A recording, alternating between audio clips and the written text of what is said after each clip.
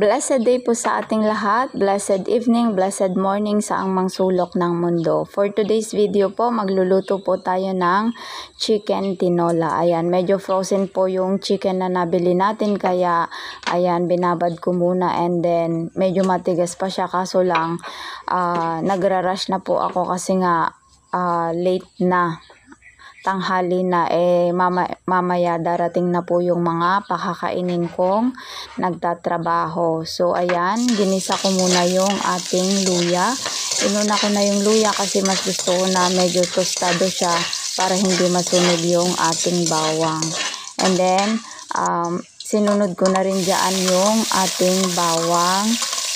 And then after that, konting bisa-bisa lang, sinunod ko na rin yung ating sibuyas para magisa na siya. And then, nung ganyan na po siya, nilagay ko na rin yung ating chicken dyan.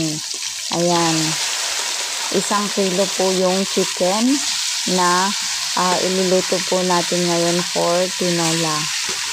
So, ayan, nilagay ko na po lahat. So, after ko pong mailagay dyan, habang nag-aantay, binalatan ko na po yung papaya, but hindi ko na rin po na-videohan. And naalala ko, meron pa pala kaming 1 puno ng sili. Ayan, kaso nga lang, ang konti pala nung nakuha kong dahon kasi may mga bunga na siya. So, nagdagdag ako ng konting-konting malunggay lang para meron tayong dahon-dahon. Ayan, sinalin ko na rin sa kaserola yung ating chicken para mas marami siyang sabaw, and dinagdag ko na rin yung ating papaya. And after that, ayan, naluto na, kakain na po ng tanghalian. Maraming salamat po sa inyong panonood. God bless us all.